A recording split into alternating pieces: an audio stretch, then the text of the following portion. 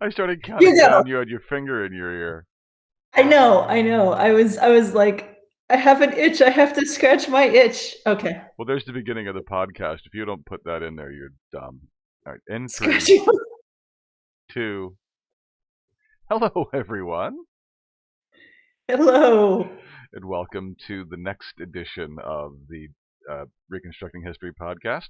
I am Bob, And I'm Cass. and as you can tell from the delay, we are still separated by an ocean. But the Yes. internet is here. As you can tell by the delay and the existence of this beard, we are still separated by an ocean. Yeah. And just in case it shows up on the video, I want to apologize for the state of my face. What happened to your face?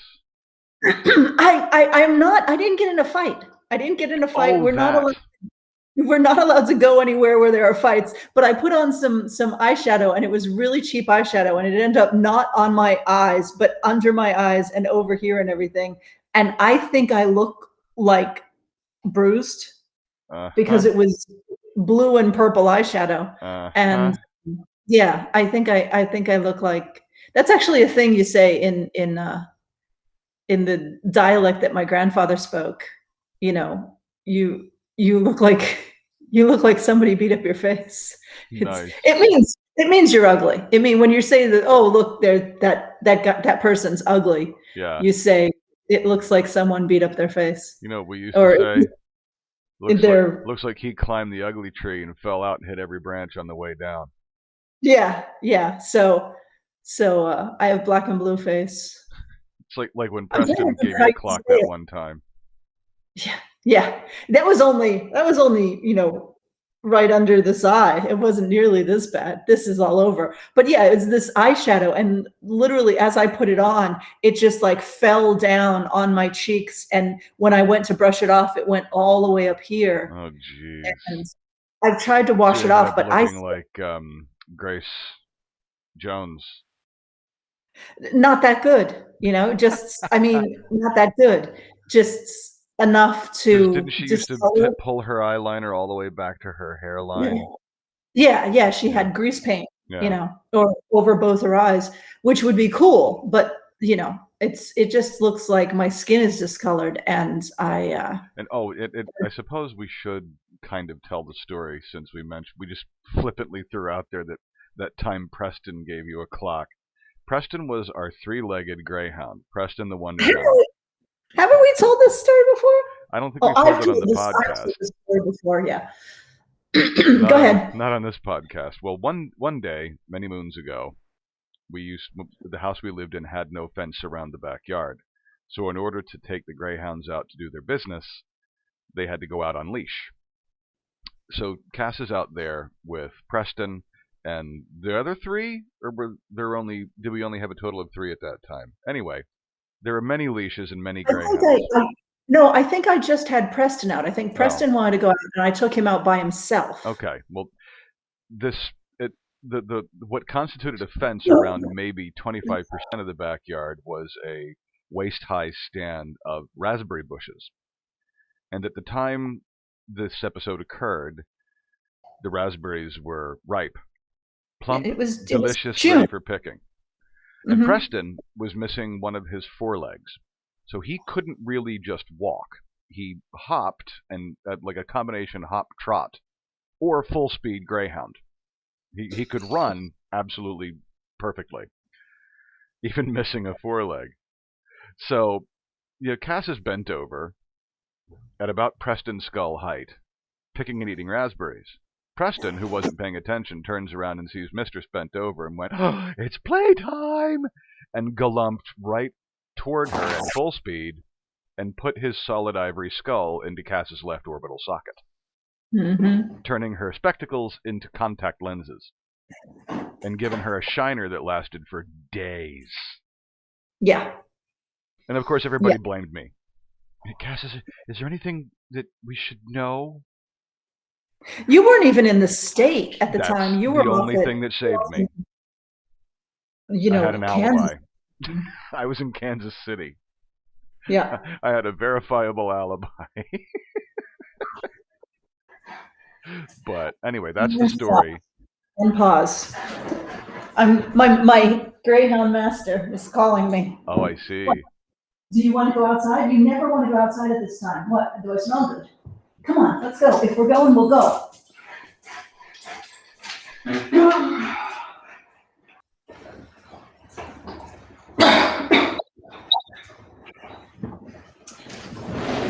All right.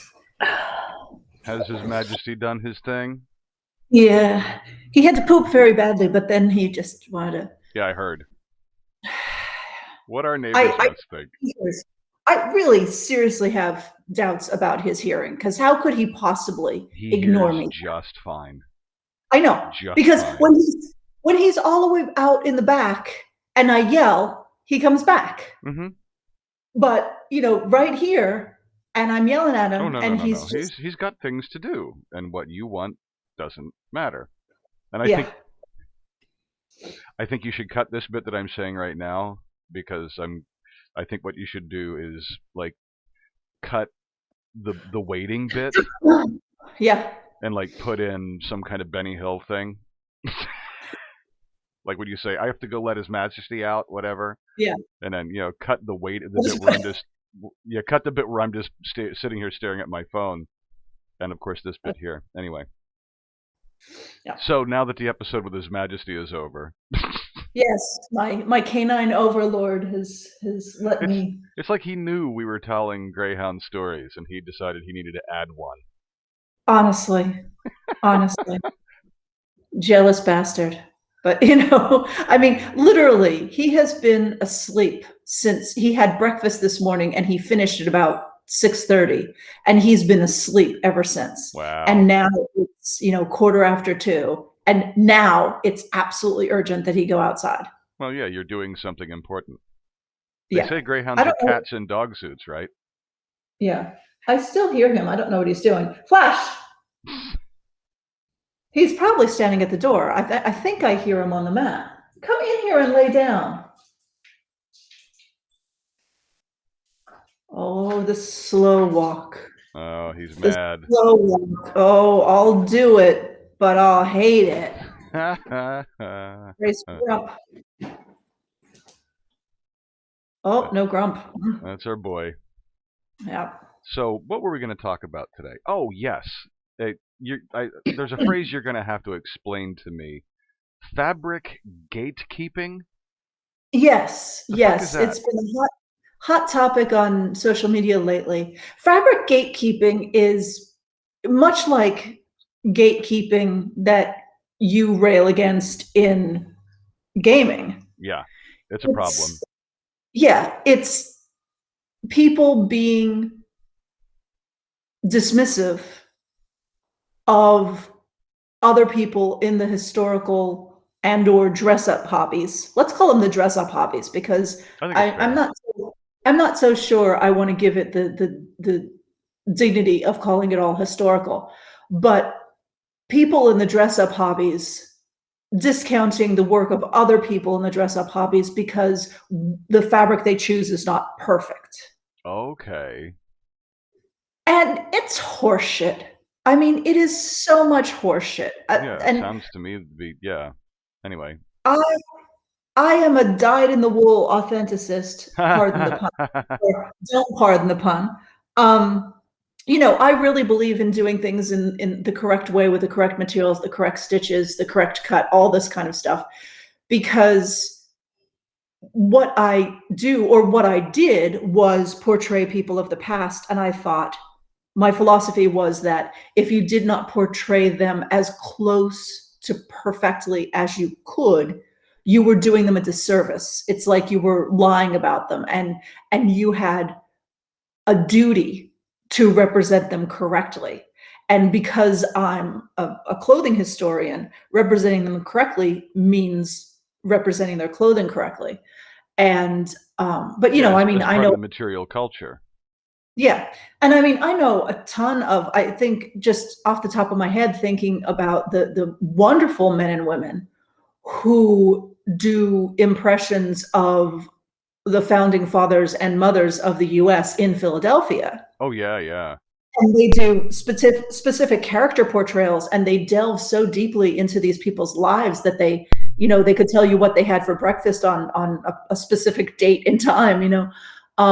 But oftentimes they don't make their own clothes. Of course, they have their Right. clothes made somewhere else, and the clothing is therefore imperfect because they usually go to a costumer who, oh, make me an 18th century waistcoat, and she runs up an 18th century waistcoat like she would for a stage production of 1776, and it's made out of crappy fabric and it's not the right cut, and it's correct in that it's a short waistcoat like they wore in the at the time of American War of Independence, but the fabric's wrong and blah blah blah.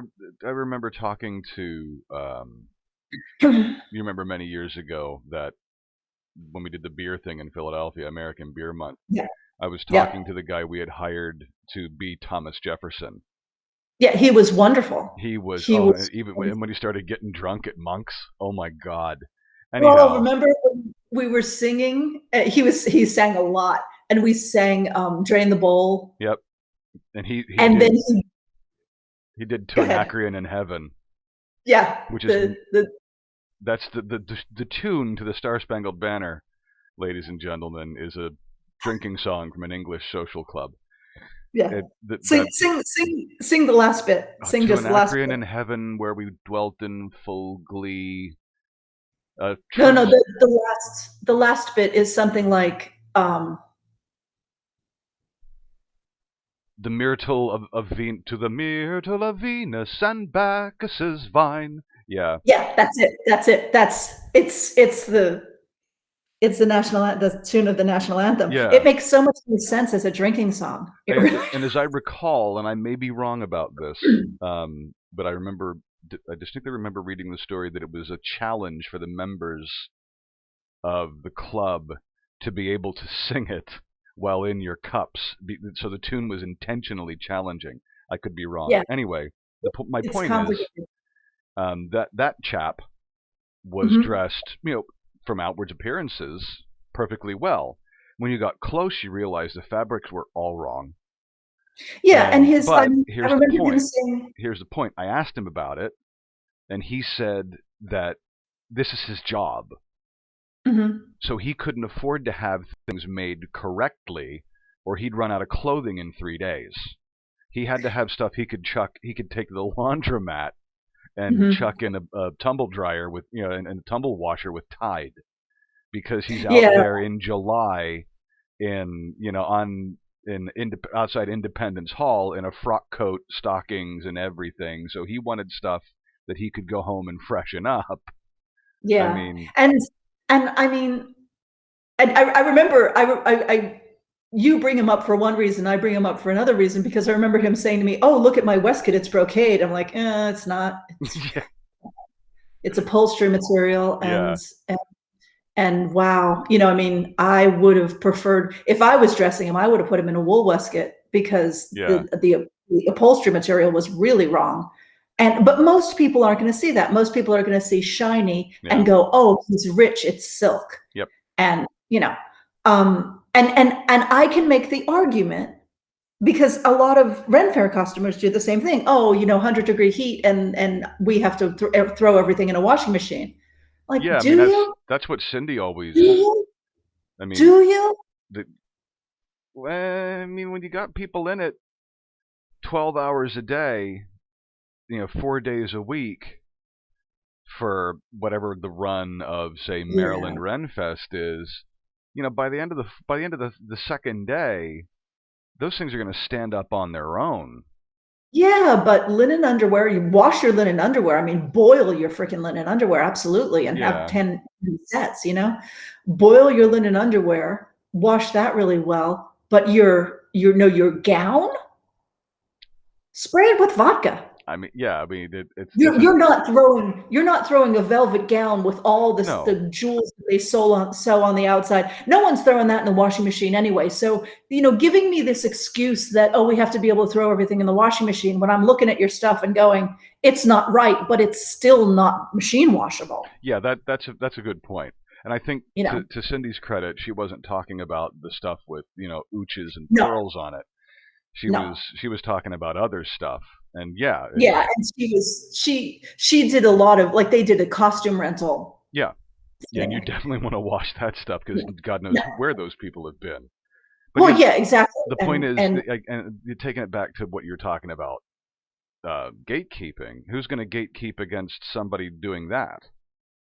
well, and then they are. And sorry.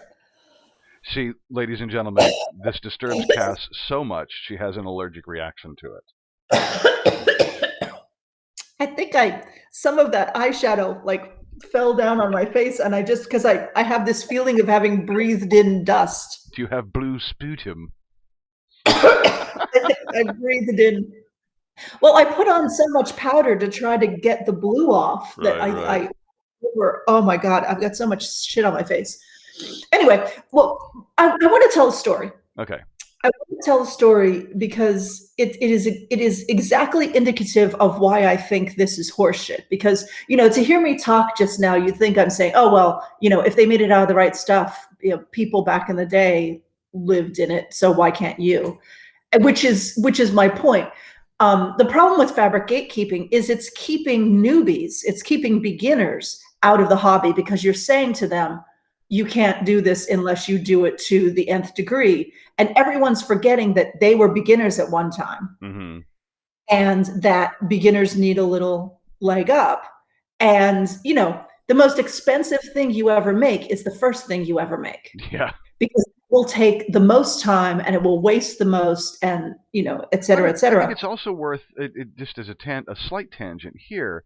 The communities are really good at keeping resources opaque. Like we know where the best places are to get linen and wool, but that's because we've spent years. We have all the Yeah. search terms figured out. And it's if somebody new shows up, they don't know about these different sources for Ulster linen and really good replica wools and stuff like that. So they can hardly be blamed Yeah. for turning And matter up. of fact, I'm going to put a ton of links in this show notes for this because I'm telling everybody about everything. And Yeah. I mean, the websites are always more expensive than places you could go and touch stuff. Right. Because, bolt-end stores, it's not in their best interest to put everything online because, things turn over so quickly. But I want to tell this story. So I was talking to my friend Tony, and Tony is an expert on, he's actually, was in grad school for Japanese studies. And he knows. Tony of blessed memory. Yes, Tony of blessed memory. Anthony Bryant. Yep. For those of you who know Tony, for those of you who've heard of Anthony Bryant. So Tony and I were having a chat one day, and being like the two English language Japanese clothing experts, and we were giving people advice on some forum somewhere, and he said to me, it really bothers me to encourage people to use these silks because they're not right. And I said, what do you mean? And he said, well, if you're doing Heian period, and that's the period where that Murasaki Shikibu and Seishonagon lived, the Tale of Genji, the period of the Tale of Genji. If you're doing Heian period, which everyone wants to do Heian period because it's gorgeous, no one was wearing plain silk. They were wearing figured silks, and the kind of figured silk that you could wear was strictly regulated by your rank. So if you're making, the karagino mo, which is the big court costume, female court costume, also known as juni hitoe, if you're making it out of just plain silk, it's wrong. That's not what they did. They made it out of figured silk that was appropriate to their rank. And, here I was, I bought a bolt, like a 50-yard bolt of plain silk. And dyed each layer so that I could get the right gradient. Now, I dyed it with modern acid dyes, not period stuff, because I didn't know about period stuff at the time. This was 25 years ago, 30 years ago, something like that. It's been a couple of days, yeah. It's been a couple days. Yeah, it's more than 25 years ago. Oh yeah, And you're so talking about the outfit where you like when you would sit down on the floor, it looked like an entire florist shop exploded. yeah, really. And, the lining was one color and the outside fabric was a different color, and the linings were gradated or graduated in color. And, it was according to, this was the pine tree combination, or this was the I can't even remember the names of them, they were all named after trees and plants. So, this is appropriate for early spring and this is appropriate for fall, and that kind of stuff. And so I hand dyed all of these layers, but I did them in plain silk. And I mean, come on, I hand dyed 50 yards of silk and hand sewed all of these layers and everything. And it wasn't correct because it wasn't figured silk. And at the time, I didn't know it was supposed to be figured silk because I hadn't gone that far in my research. And this years later, I mean, this was only like 10 years ago that Tony and I had this discussion. And he said, it bothers me to encourage people because it's wrong. They never would have done it in plain silk. And I said, yeah, but Tony, what are you going to do? I mean, you're going to get figured silk. If Itsuta-san of blessed memory, who owns the Kyoto Costume Museum, that has, I mean, if you've ever seen pictures of 1/3 life-size dolls dressed in Japanese costume, you're looking at the dolls from Itsuta-san's museum. Right. And they did a whole Tale of Genji display in 1/3 size, and it's just amazing. And Itsuta-san had woven the appropriate fabrics for the museum, and you could buy those fabrics, but they were rayon. Now, they were rayon and still $150 a yard. Yeah. I mean, it was crazy how expensive they were. And I mean, the man supplied brocades to the imperial family of Japan. I mean, right. If you saw a wedding or a coronation in the last 50 years, you saw Itsuta-san's stuff. Right. And, if you're paying that much money for rayon, and I'm probably lying, it was probably more like $50 a yard for the rayon, but still $50 a yard. Adjusted for inflation.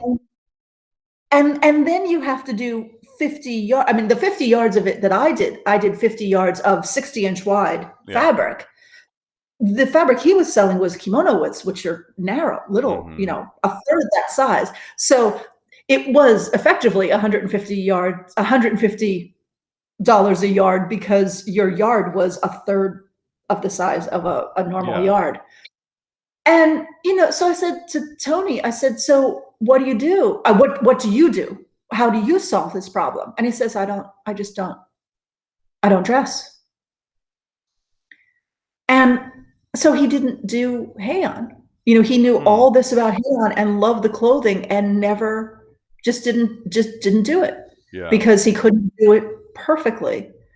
And I think for him, that's his choice, but yeah, but look, you and I are two modern Caucasian people who don't look like, don't act like, are 2 times as tall as the people we're trying to portray. Why this relentless pursuit of perfection stopped him from doing it at all? Yeah, it's that phrase you don't like me using because I use it too often, but letting the best be the enemy of the good. Yeah, and and that someone like him, who was independently wealthy and retired and could have bought these things, chose not to do it. And to his credit, he didn't tell any of the people he was advising, don't do it because you can't do it right. He gatekept himself, or gatekept himself. He gatekept himself. He gatekept himself. And I know I am treading on difficult territory here by the fact that two Caucasian people were portraying Japanese historical figures and were not Asian in any way. But that being said, let's forget about that for a moment, because That's that's also not 25 years ago. It was 25 years ago. Yeah, I mean, I don't think I could do it today. We I weren't don't. as aware then as we are now. Well, yeah, and I mean, I have thoughts on that, and I will, if you want to hear my thoughts on that, please comment, because I'm loath to express my thoughts publicly about this. But if you really want to hear what I have to say about the subject, I'll say it. I mean, it is, yeah. It's a personal decision everyone has to come to on their own. And if someone wants to know your personal decision and the reasoning why you made your decision, then yeah, they can ask, and we can do it privately. Yeah, and my decision, my decision for portraying a Japanese historical figure is very, very different than my decision for portraying an African American, like a character from the Black Panther movie. Yeah. If I was cosplaying, that's absolutely never going to do that, because there's no room for doing that. It has to be nuanced. Everything, and that, I think, one of the things, and this underlies the whole argument about gatekeeping as well, is that we are talking about social media in which there is precious little room for nuance. I mean, Twitter gives you like less than 300 characters to express what is probably a thought. What 9 times out of 10, the thought is too complex for such a short venue. Now, you can thread things, but people don't read that, and that turns into vitriol. Ask me how I know. Yeah. I'm in the look up the hashtag TTRPG, and it's a terrifying place. Still not as bad as Reddit, but it's still a terrifying place to be on Twitter sometimes. It's funny. Sometimes I see Reddit comes up in Google Analytics, and people are coming to my website from Reddit, and I want to go to Reddit and see what led them to the website. Except that I'm not that curious. I don't need to know. I don't need to know that. I know enough people who do delve into RPG Reddit to know that it is a wretched hive of scum and villainy, which I do not wish to visit. Yeah, and I don't want to be there for a second, Yeah. But that being said, I really kind of want to argue both sides of this argument, because on the one hand, I am a big believer in encouraging beginners. And there's a section of my website, it's still there. If you go to the blog section of our website, you can still find the beginners section. And it's a little more difficult to find these days, but if you search for it, you can find, your first garb, your first garb. And I did this series of articles that was about choosing good fabrics, how to test your fabrics to see if they're real or polyester.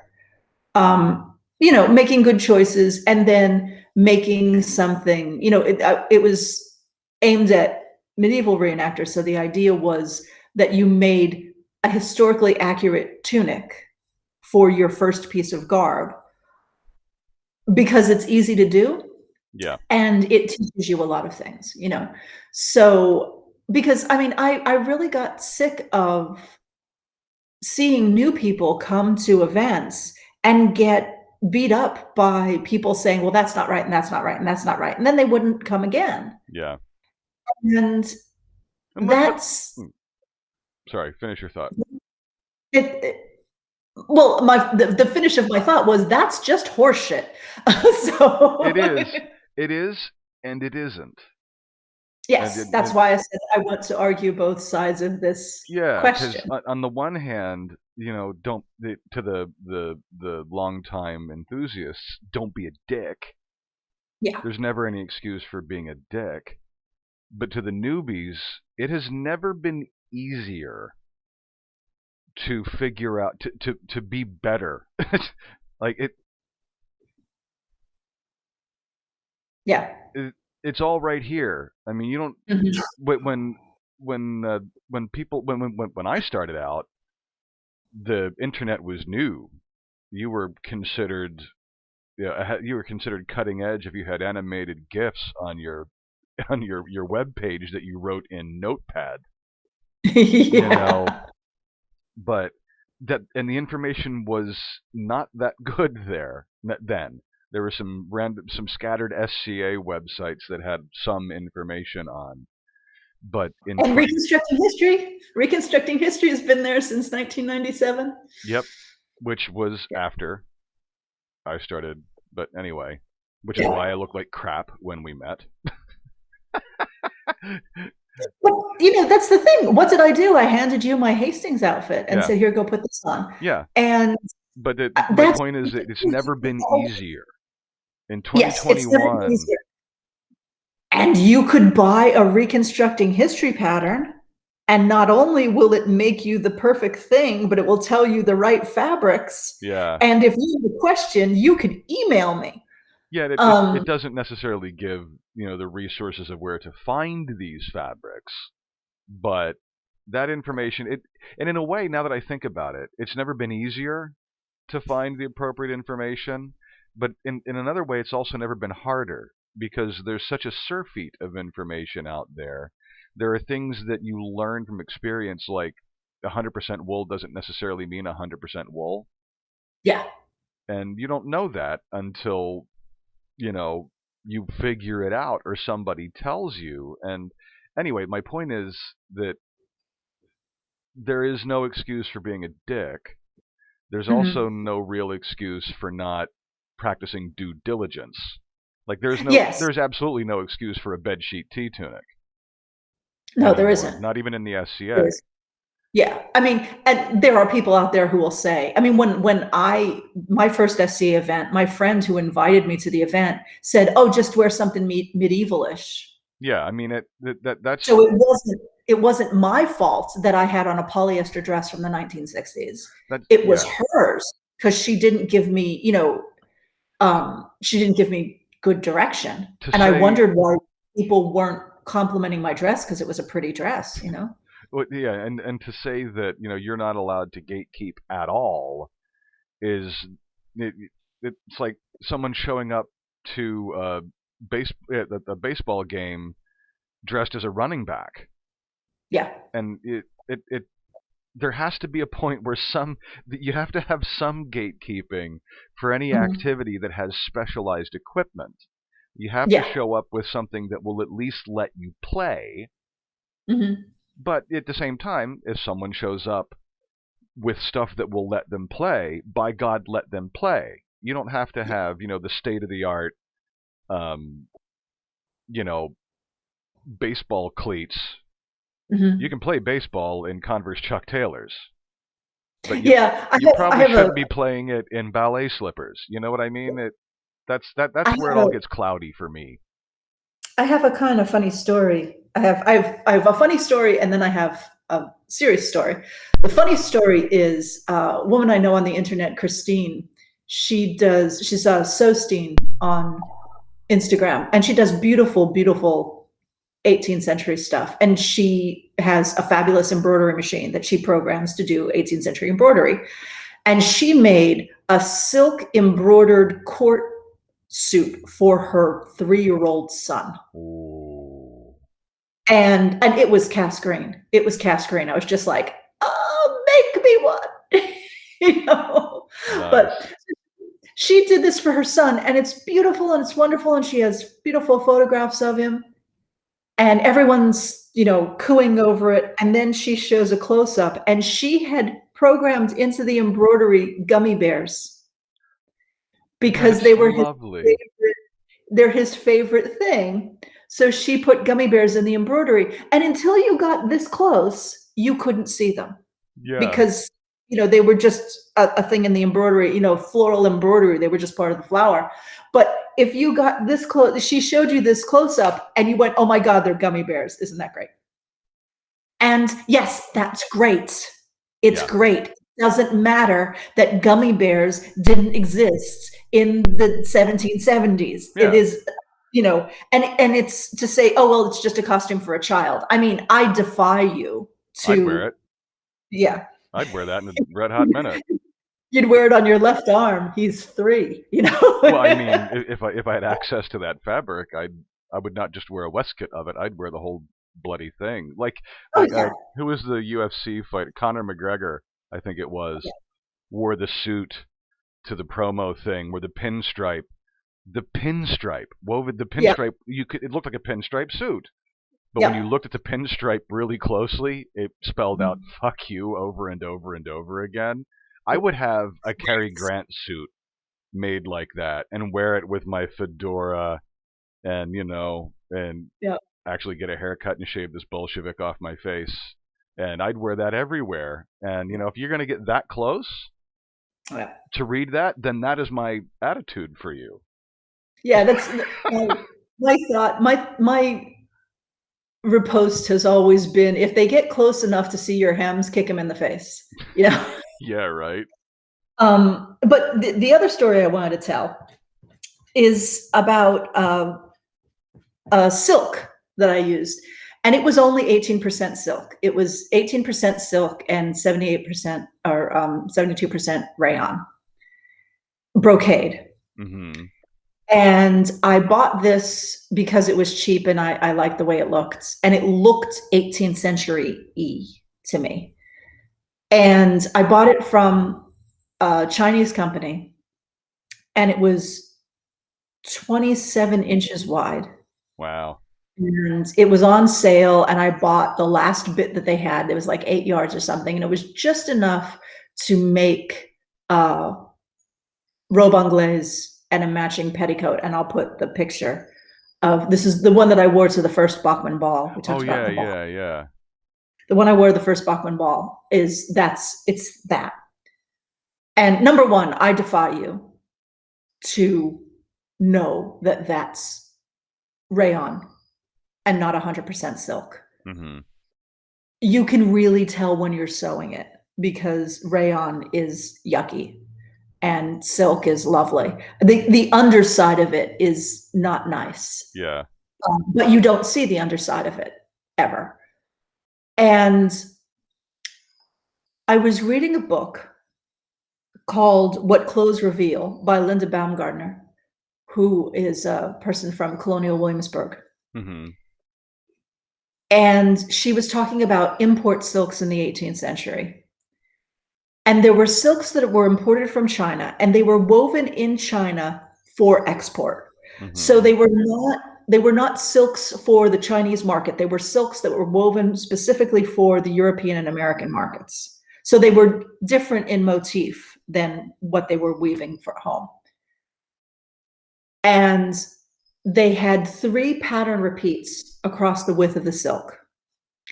And they were 27 inches wide. That was the loom width. My silk had 3 floral pattern repeats across the width of the silk and was 27 inches wide. And, I bought this silk just kind of to make a costume, Right. not thinking it was historically accurate at all. Just it looked nice, and it was very cheap because it was a remnant. Right. And it, in everything but the fabric content, it was perfect. And visually, And unless you were actually working with it, you couldn't tell the fabric content. Exactly. Yeah. Exactly. And you could touch it. Most people would think it was silk. Most people don't know the difference that much because rayon is fake silk. Yeah. So the prosperity of the town I am in right now is largely dependent on rayon replacing silk. The American viscose factory, may it rest in peace.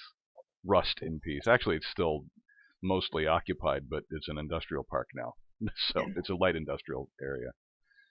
So, I defy you to prove to me that that is incorrect. I mean, you could say, you know very well. To prove that it's incorrect. I defy anyone to judge you for it.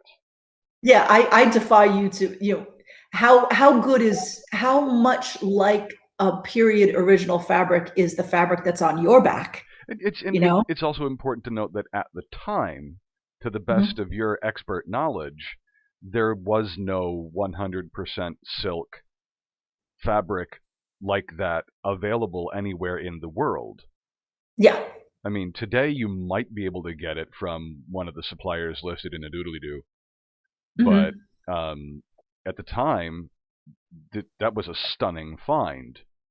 Yeah, and I don't think that anyone is making reproduction silks to that extent. Yeah, You know, the 3 pattern repeats on 27 inches wide, I don't think they're doing that because why would they do that? well, just like You no know, it one's does making linsey woolsey because they can't. The machinery doesn't exist. people are making linsey woolsey. Well, I mean, for something that doesn't cost you $100 a meter. No, it doesn't. People are making linsey woolsey, that's a bad What example. with the long staple, the stuff Yeah, with linen that isn't processed on a cotton machine? I don't know. I don't know. Anyway, um, but, you know, there are people, you know, and so let me do the other side of the argument. The other side of the argument is, well, you know, your wool isn't perfect either because you bought it in a store and Yeah, it was made by a machine and they're modern sheep and it's not the same sheep breed and everything. Like, yeah, you know what? I know where you can get sheep wool that is woven on a hand loom yeah, from the fleece of sheep that were bred back to 17th century yeah, standards. You can get it, you know, yeah, when you boil all the bullshit off of it, you lay it down next to a piece of modern wool, and it's very different from some and not that different from others. I mean, it's saying wool is not describing anything. You know, wool can yeah, be a million different things. But, you know, a 17th century replica kersey and a modern Melton, let's say, yeah, can be very, very similar. yeah. And, you know, what I choose to do is go and find the Melton that looks like the kersey because I know what the kersey looks like. So I just buy Melton that looks like kersey. Mhm. And, you know, and again, I defy you to tell me it's not. Yeah. But You and know, there's a your dividing line there is that's enough for you. You don't have to go to the whole you don't have to go the whole hog. But yeah. you wouldn't make your overcoat, your supposedly 18th, your Regency era greatcoat out of, polar fleece. No, no, and that's what I'm against. I'm against people saying, "Oh, well, you can't be perfect, so let's not try." Yeah, And, you know, like, I'm wearing this brocade thing. This is totally dead dinosaur. This is completely polyester crap lined with polar that I fleece. bought at Joann's Fabrics to make myself something, and I lined it it's lined with polar fleece, and I bought it at Joann's Fabrics to make myself something a house coat, basically, Warm something you know. warm.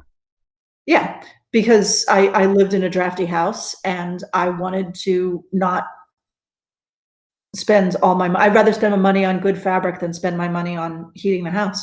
Um, so, yeah, so, you know, no, I got into the habit of wearing a warm indoor garment when I lived in Japan because they don't have central heating, Mhm. and you wear a hanten, which is a padded jacket, Mhm. and it keeps you warm, and then, you know, you don't need anything else. So I kind of got into the habit. So like every few years I make myself something that I can wear around the house. And this is crap. This is crap. It gets dog hair on it, you know, it gets everything on it. I sweat in it. It's fine. It's meant to just wear around the house. It If doesn't you go out. wanted to, you could throw it in the washing machine. I could, but it's like it's that crappy brocade that like pills, and if I threw it in Oh, the yeah. washing machine, I think it would just destroy it. But I spray it with vodka every once in a while, and it's fine. That does the But trick. you know, I don't wear it next to my skin. I wear Yeah, it's a shirt. house coat. It's a house coat. It's a It's overgarment, a what it robe. says on the tin.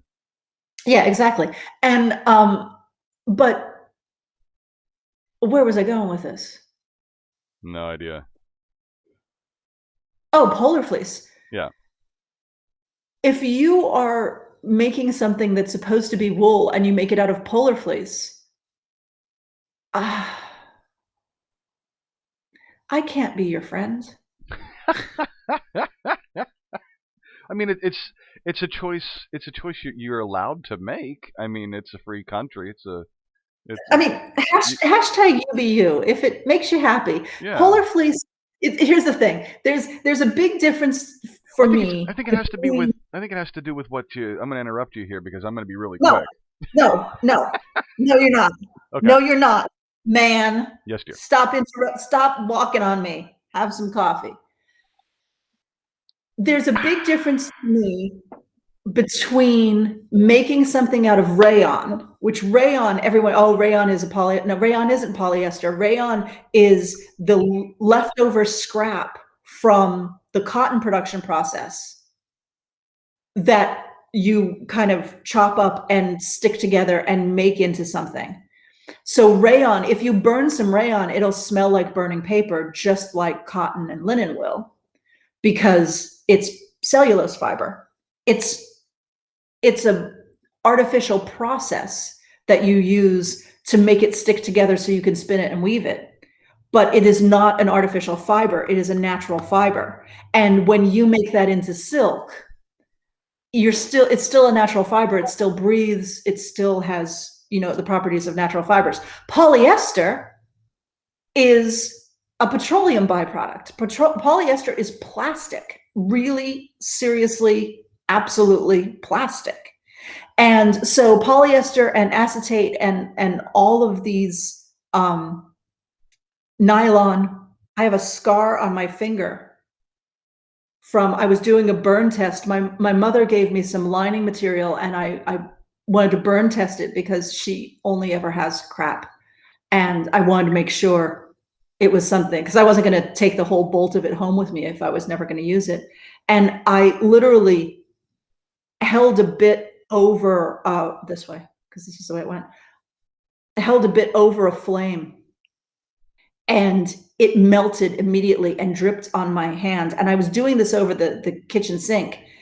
And so, I mean, immediately I stuck my hand under the kitchen sink and poured water on it, cold water on it. And I still have a scar from the microsecond that melted polyester touched my skin. It is awful. It is terrible stuff. I hate it.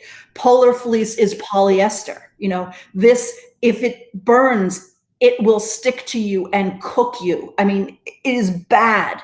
Do not, in these places that do hearth cooking, absolutely insist on you wearing a wool petticoat, because if an ember jumps out of the fire, which it always does, and lands on your petticoat, if you're wearing wool will put the ember out. Yeah. And polyester, you had the jacket that we bought it as because we were going to a 17th century event and you had nothing to wear. And we bought it last minute. It's like, oh, this is his size, it'll fit, let's just go. Yeah. And I dropped I dropped my slow match from my musket. I lost control of it, and the ember of the slow match fell onto my sleeve and melted a hole in it. So much for 100% wool.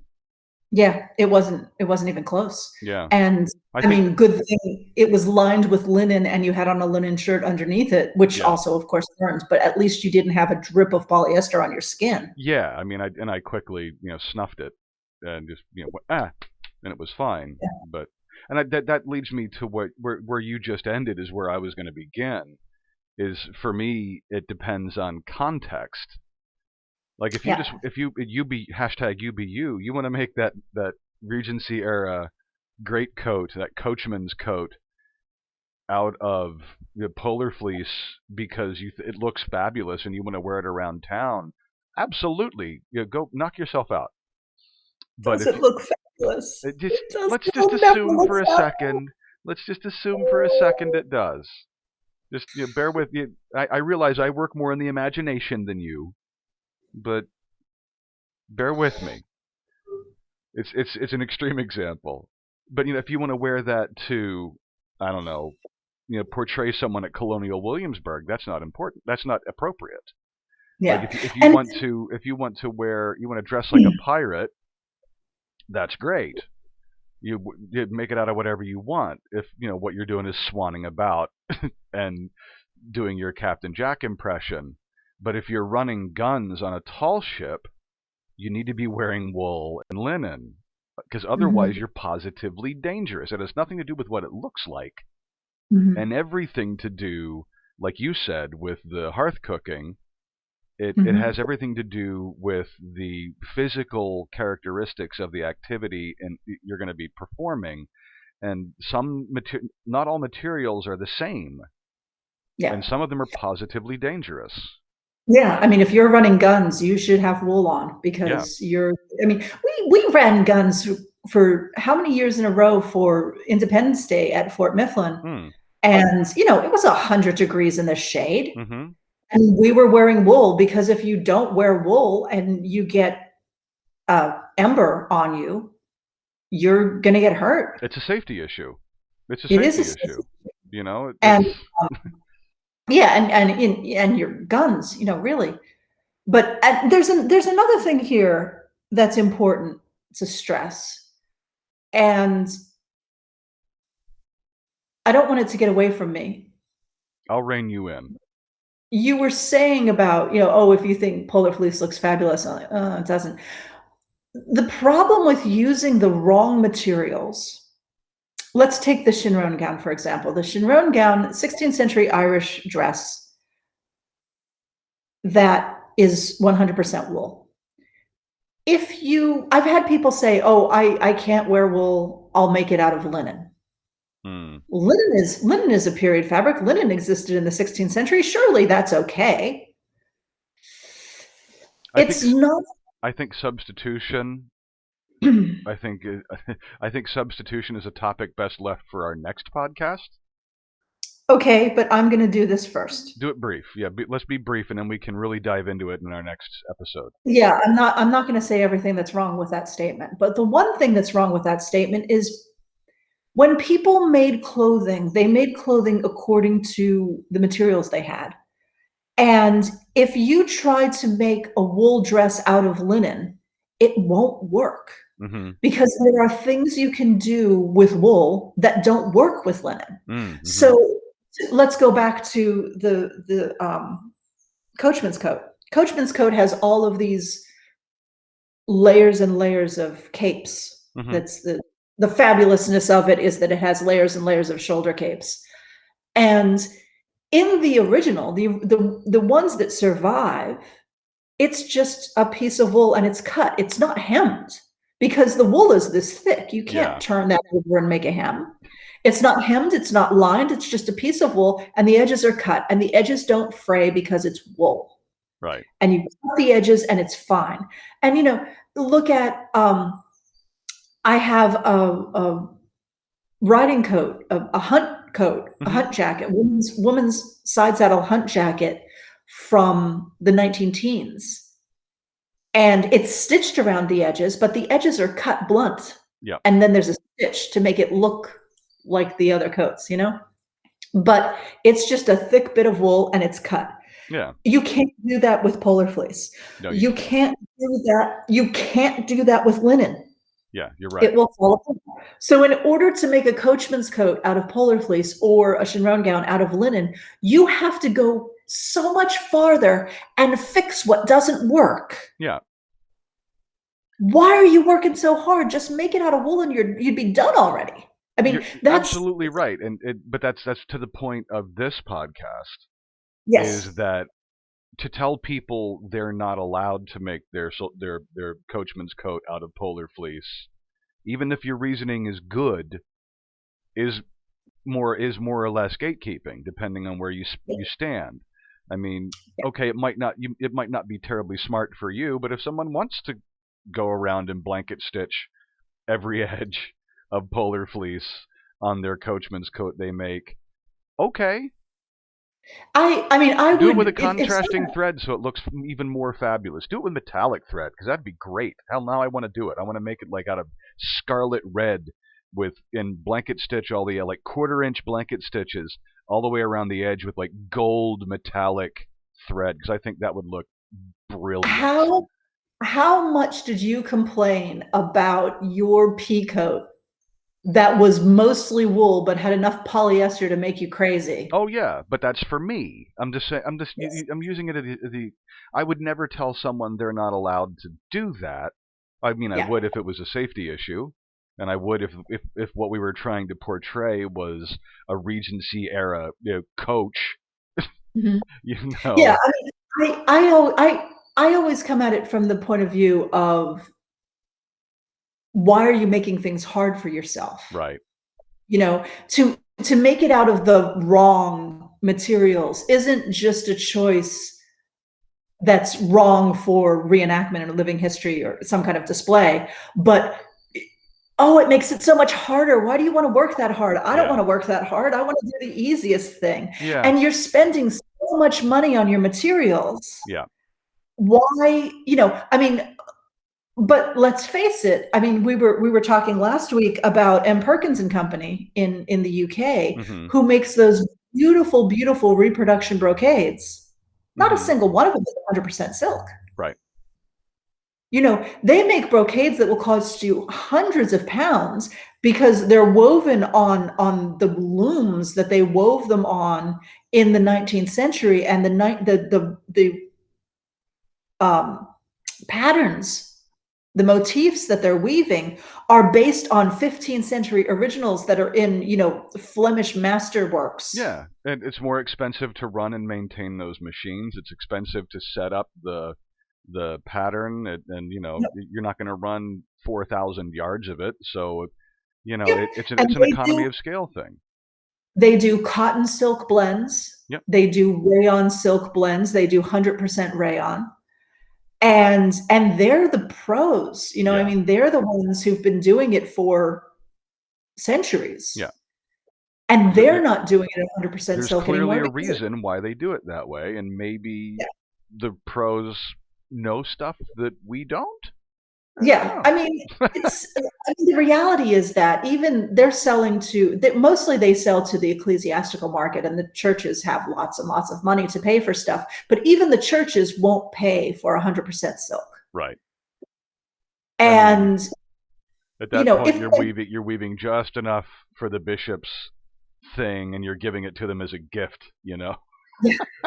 and same thing with Itsutsason's company. He's doing, the coronation outfit for the emperor, and it's partially rayon. Yeah. Because even the emperor isn't going to pay that much money. Yeah. It's just not feasible. And so, I fear I'm contradicting myself, but let's get back to the point of Well, gatekeeping. the whole Um, gatekeeping topic is because it's so subjective. mhm, It's impossible not to contradict yourself because there's areas where you will go right down to the last stitch. There's other yeah. areas where you're meh. Like you won't let me wear boiled wool jersey hose for 15th century, Oh right? no, never, never. But when we're doing Tudor, that rayon content brocade is just and cotton velveteen is just Mhm. fine. Yeah, So I mean, we all have contradictions with our yeah. gatekeeping, and someone who says they don't have contradictions is a goddamn liar. Well, yeah, and the point being, on the topic of gatekeeping, fabric gatekeeping, if you're in a reenactment group, the reenactment group has standards. You have to adhere to those standards because the standards are there for a reason. Mm-hmm.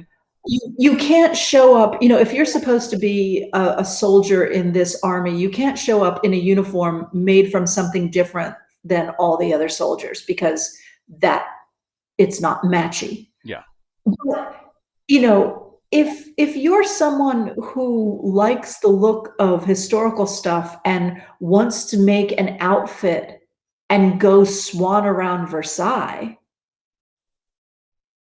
Yeah. Who cares? lovely. Yeah. Although, Absolutely. although you do have to be careful about that as well, because remember when we went to Williamsburg that one time, and the horse reached through the fence and began to dine on my waistcoat? Had that been a rayon or polyester material, that poor horse could have been injured. But as it was linen, lined with linen, Thank goodness it was wool and linen. I couldn't believe it. I'm like, why am I being dragged back to the fence? Why is my waistcoat halfway down this horse's gob? He was a very friendly horse, It was so and my funny. waistcoat was green, so hey, who knows? Horses are colorblind. But yeah, I don't know what you had in your pockets, but he thought it was yummy. You know what I bet it was? I bet it was if I remember correctly, it was lined with unbleached linen. yeah, and it It smells like smells grass. like hay. Yeah, It smells like hay. yeah. Yeah, it really does. But yeah, but no, the point is, we went swanning about Williamsburg, but we were all fairly hardcore historical people, so we had on our historical interpretation kit. But Mhm. you want to go swan around Williamsburg, and you want to wear a French gown that's mostly rayon. Go ahead. Yeah. If you want to work at Williamsburg, and Williamsburg says it's okay for your French gown to be made of rayon, go ahead. It's a decision. It's a decision that we collectively make when we set out to make these groups, and otherwise, it's a purely individual decision you make. And this for anyone who tells you can't. Yeah, I mean, the place where I would stop is like you want to go to Colonial Williamsburg and you want to wear your Captain Jack Sparrow outfit, which has no basis in reality, with your bucket boots and nonsense. If you want to wear that to Colonial Williamsburg because it makes you happy, go ahead and be happy. Yeah. But if some member of the public comes up to you and asks you historical questions, you must tell them you don't work there. You remain in character if you have to, but refer them to staff. Refer them to staff. Go and find a staff member and say, oh, here's someone who can answer your questions. Because that happens at the Ren Fair. It happens at historic sites. It happens at timeline events I've been at where some member of the public comes, wearing something that the public thinks is historical. So they ask that person a question, and then that person will hold forth on history when they're not part of the site. They're not telling them, and often get it very, very wrong. So dear Atlee, this is a vague comment right at you, buddy. Who? Atlee. Oh, Atlee. Hope the fear drop is still sailing. Atlee never says anything wrong. No. I'm recalling a story. Now it's no long. Well, now you know what I'm talking about, so I will remain a vague story. It was a bunch of people. Yeah, the longship was in display, and people in the audience were wearing some kind of costume. Pseudo-medieval, and pseudo-Keltoid filk monkeys. Yeah, and it was either the public or I think it was a newspaper reporter started asking the people in costume questions about the Vikings. And the people in costume were wearing, like Ren Fair crap. Yeah. And started answering questions for Longship Company, for the Viking reenactors. And they were telling them things that were incorrect. I remember the story, yeah.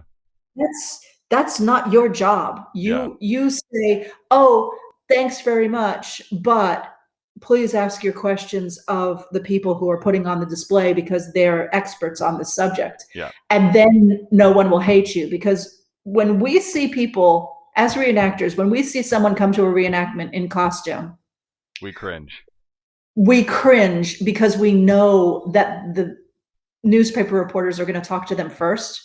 And they're going to say all the stuff like, you couldn't be in the Continental Line Army unless you had two teeth, one on the top and one on the bottom, so you could rip the cartridge open, and all this other stuff that we've spent decades trying to educate people that are historical lies. So yeah, you be you. You want to dress up and go and traipse around some historic site, go do it. If you want to wear historical clothing in your daily life, but you don't want to pay for the fabrics that are what the originals were made out of, knock yourself out. I Yeah. mean, it is on you. If you want to join a reenactment group, talk to them about what is appropriate. Mm-hmm. Usually, if you're going to a public event, they'll lend you something. Yeah, If, the only groups I know of that don't have loaner are groups that started like last week. yeah, yeah. I mean, I have never there's always begun an someone who's impression. I've never begun an impression that with a group that didn't have loaner kit, even if they were new. yeah, You know, it's yeah. these Because historical groups are comprised of collectors after all. yes, exactly. And I mean, there's just no justification for someone saying you can't do that. Yeah. That's wrong. Um. Except in the context of when you're presenting something to the public. So if you're just wearing something because you want to put on colonial dress and walk around Philadelphia for Independence Day, Go ahead. who cares if it's not the right fabric? Who Yeah. cares? Hell, use But elastic to don't, gather your breeches at the knee. Who yeah, but cares? don't answer the question for the costume tour guide. Yeah, I mean, we used to um, have when we worked at the Bachman, we had because we couldn't afford to costume everyone, all the volunteers appropriately. We had people. We told like men, especially boys, buy a pair of black penny loafers, and we had shoe buckles on black elastic. yeah. You'd slip them over the penny loafers, and if people are going to Oh, look that close, it is so tragic. Yeah, that was it. If they look that close, kick him in the face. yeah, I mean, but the silhouette was right, and the Yeah. message was what was important. So there's another Yeah. example of where, gatekeeping could have really come crashing down. We could have ended up with docents dressed in, chinos and polo shirts, logo polo shirts, but it was more appropriate to the site to have the docents in stuff that evoked the atmosphere of the Mhm. 18th century, even if it wasn't exactly right. We've got, rather than putting them in actual breeches, fall front breeches, we put them in basically uh, sweatpants with elastic at the knees, cut up to the knees Mhm. with elastic in it. Well, it wasn't, cotton knit, but you know what I'm saying. Mhm. And Drawstring long waist, waist. yeah, drawstring waistband and long waistcoats, Mhm. and boom, you look right. The shirts were even cotton, as I recall, but still, Yeah. it Yeah. it was enough that it was appropriate for the task for the site. Mhm. And Mhm. if you're gonna say that, well, that's wrong and you shouldn't do it, well, you're just a dick. Mhm. Yeah. And I think the big thing is You go raise the funds for the Bachman so they can buy all the right stuff. right. Exactly. Exactly. Yeah, I did my part. We Yeah, we we did a lot of shilling for the Bachman. we did. Um, yeah, it's really this whole concept of gatekeeping. I mean, I'm all for the authentic thing, and this is the thing that always gets me. If you want to pretend that you're doing it perfectly, so that you can criticize someone who isn't, particularly someone who is a beginner, I want you to come talk to me. Because I can almost guarantee that I will explain to you how your idea of perfect is wrong and you're not doing it perfectly at all, so shut up. I am not having this perfection game. Yeah. It's nonsense. I mean, I love to get everything right. I love nothing better than to find a wool that has the exact same thread count as the Moy gown and make a Moy gown replica out of it. And all the same stitches, everything done by hand, everything perfect. I love that. That's my game. I don't expect any other human in the entire universe to play that game. Or a So, non-human. So or not, or non-human. I'm such a humanoid racist. Um, Speciesist. speciesist. It, there is, if you're playing this, you have to get better at it. You know, if you're gonna say you can't do that because it's not perfect, you can only do that if your choices are perfect. I can guarantee your choices are not perfect. Yeah, it's hard not to be hypocritical, isn't it? Yeah, and it's, you know, stay in your own lane. Yeah, If you want to play that game, but don't go put it on anyone else, yeah, because even in the strictest reenactment groups, not everyone has to be the same level. yeah. And if you're keeping people out because you expect perfection from them right out of the gate, I just want you to go back and look at some pictures of you 10, 20 years ago, Well, you were you know? literally You gatekeeping. Yeah, Now, granted, you have to, if you have yeah, standards, establish your standards and make sure people can meet your standards when they join the group. But mhm. be accommodating. I guess it just boils Yeah. down to Wheaton's first law, doesn't it? Don't be a dick. Yeah, I thought that was Jesus. Didn't Jesus say that? yeah, but he didn't pose it in quite the same way as Will Wheaton did. So, well, I bet he would today. yeah, pretty much. He's a very much a Yeah, hippie. yeah. Now, don't get me wrong. I am not for do whatever the hell you want, and it's okay in a reenactment group, you Yeah, know?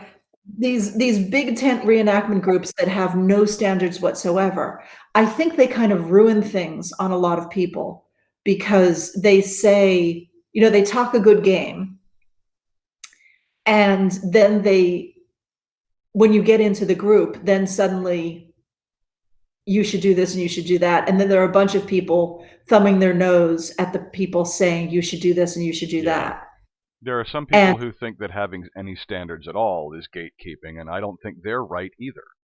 no, no, I don't. I don't.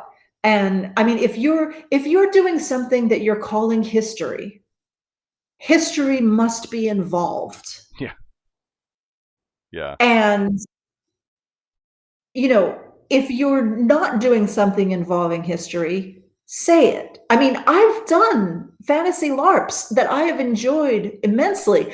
I've made outfits for characters that were vaguely based on something historical, but then took a left turn, you know. yeah, Um, I did a character once that was based on, they were called Mongolians, and they were based on Mongol, Chinese, Japanese kind of character.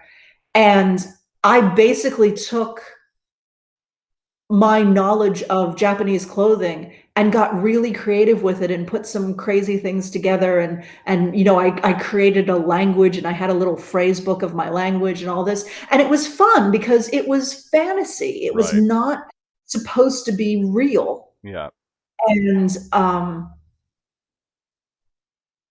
that's fantasy. yeah, You know, it's you remember those commercials where, "Don't get your peanut butter in my chocolate, don't get your chocolate in my yeah, peanut butter?" yeah, yeah, Don't get your fantasy in my history, and don't get my history in your fantasy. I like both, and I like them to be separated with a very distinct line. yeah, But, you know, I mean, I'm all for, "Oh, you're making yourself a winter coat. You're a woman and you're making yourself a winter coat, and you're gonna make it based on this 17th century Polish man's jupon." Awesome, yeah, awesome. You know, that's wonderfully creative and terrific and beautiful, but you're not going to a Polish reenactment and pretending you're a hussar, you know, I mean. yeah. I mean, each can be influenced by the other. I mean, I can't think of a single hardcore living history group that I've ever been involved with where we weren't portraying, we weren't playing characters at Mhm, some point. Whether it's a made up title like mhm, I'm the lieutenant who leads this particular section of the Belgian SAS. And what's yeah, really, there's no salient difference between that and my LARP character to Pringle, who mhm, happens to be a wood elf. It's Mhm. me being a wood elf and me being an SAS trooper are both equally ludicrous in terms of possibility. And because I'm neither Belgian nor Mhm. hardcore enough to be an SAS person, just in the same way that I am not a wood elf who lives in the kingdom of whatever whatever that LARP was, Mystic Realms. Yeah. So you have to. I think it helps to. I think it helps. Avoiding gatekeeping is most easily accomplished by practicing a bit of humility and introspection. Mhm. It take your hobby Put as yourself seriously as you like, but for Pete's sake, put yourself in somebody else's shoes. Try yeah, to remember when you were new and put yourself in somebody else's shoes. yep, And, for the vast majority, and I kind of heard about this discussion about fabric keeping secondhand, so I wasn't in on the discussion. But if you're talking about people who want to wear clothing based on historical designs, and you're holding them to a living history standard, fuck off. What are they why are they wearing a historical design in their daily life? Because they like it. yeah. I was just gonna say And that the same goes. how Sorry, go. how dare you tell them how dare you talk over me? How dare you tell them they can't do that? Yeah, I mean, you are not the gatekeeper. Nobody appointed you. right. And I think by the same token, it's worth recognizing that when you're new and coming into a thing, don't be a gate crasher. You're Mhm. not an expert yet. Yeah. I mean, you may have a certain amount of expertise. You may have quite a collection of material culture or something, but you're don't be trying to teach your grandma how to suck eggs. Mhm. You know, Don't take coals to Newcastle. yeah, have some introspection, have some humility, read the room. You could buy a Reconstructing History Getting Dressed guide and get most of the way there. Exactly. You could make your costume. I'm going to say costume deliberately. You could make it from Mhm, reconstructing history patterns, but it's like World War. I was talking about Belgian SAS. World War II. You could buy everything, all the clothing you needed to do a Belgian SAS impression from one guy. mhm, Call up Jerry Lee, give him your credit card, and you'll have basically your boots, your webbing, your denizen smock, your helmet, everything you need other than the little things on your shoulder that say Belgium and the little pin mhm, that goes on your hat and whatever bang stick you want to carry around. And mhm. so, I And mean, then and then to have the group that you join say, well, that's the Mark III design. We don't wear that jacket. We right. wear Mark II design because we're 1943." And You can have some wonderful. That's why we say check with your group before you do yeah, or buy anything. yeah. Don't come in. Just have the introspection and humility to know to realize you don't know everything yet, Mhm, and that you never mhm. will. And realizing you never will know everything is the introspection and humility on the other end of that. Once you've been in the hobby for 10 years or more, Yeah, and I want to appeal to other people as well. Please don't be the person who wants to piss in everyone's cornflakes by deliberately doing it wrong. yeah, Please don't be the person who says, "I don't care and I defy you to care, so I'm gonna show up to your event wearing obvious polyester because you won't throw me out." Elizabethan made in day glow orange camouflage. Oh my god. Now, there was a thing where they had a Yeah, contest, and that was fun. some And, of us oh my think the god, contest should my never have taken friend place, but anyway. my friend my friend Sta, she used to vend at the, North Carolina Renaissance Fair. I think so. I don't Yeah. know what's North Carolina Renaissance Fair, and they had a day of wrong. And she's, a historical stickler. And on the day of wrong, she made a Tudor dress, and it was red, and it had a black partlet, and it was beautiful. And as you got closer and closer to her, you saw these little metallic things that were on her the collar of her partlet had these little metallic buttons on one side but not the other, and you're like, what is that about? And then she had a brooch, and as you got closer, it was a Starfleet brooch, and these were her. And Those are her when you rank got pips. close enough, yeah, rank pips. When you got close enough to realize it, she was wearing a Star Trek uniform as a Tudor gown, and it was so beautiful. It was so perfect, and it was this wonderful, wonderful confluence of the fantasy and the reality. And it was on the day of wrong, when we're supposed to do things that are not historical. So, if you wear that to Hampton Court, you're just a dick. Yeah, you're just a dick. And yeah, it's the reason it was so wonderful is because she was historically accurate the rest of the time. Yeah. The reason it was special was because you didn't expect that of her. Yeah. And then when you went, is that a Starfleet communicator? Yes. Here be mine tricorder. Yeah, it was so brilliant. And she had other things. I think she had like a purse that was. There were other elements of the dress, but the two things that I remember are the rank pips and the communicator button on her chest. Phaser. Wheel lock phaser. It was just brilliant. But yeah, I mean, don't be a dick. Don't be a dick by keeping people out. Don't be a dick by refusing to listen to the rules. Yep. And, and ultimately, you be you. Do anything you want, but realize that what you want might step on the toes of people that you want to hang out with. Yeah. Which is why it's important not to be a jerk. Yeah, just consider other people when you do this. And if your choices have nothing to do with other people, like you just want to make a 18th century riding jacket to wear whenever you want to, who cares? Yeah. Don't let someone tell you you can't do it. You can do whatever you want. If you want to, you want to dress totally vintage, like our friend David in Philadelphia. Well, he actually does run a vintage shop, so he's advertising things. But he dressed vintage long before that. Yeah.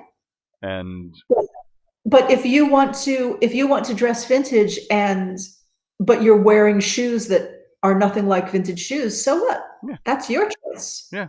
You be you. You be you. Do what you want. Yep. And it matters very little. And gatekeeping is always bad. Ta-da! Can't say ta-da. So, that is our episode on gatekeeping.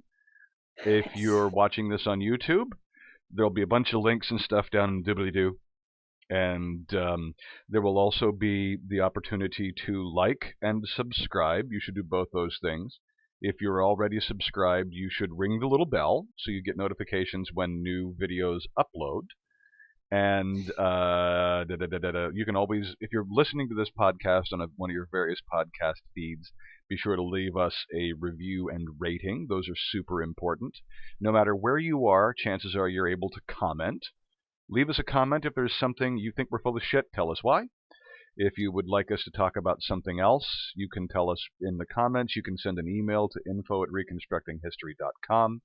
And I promise you, one or the other of us will get back to you. Reconstructinghistory.com is our website. I can't think of anything else to say. So I think that's all the housekeeping notes. Yeah. So I've been Bob. And I've been Kass. And this has been the Reconstructing History podcast. We will talk to you again very, very soon. Bye! Bye.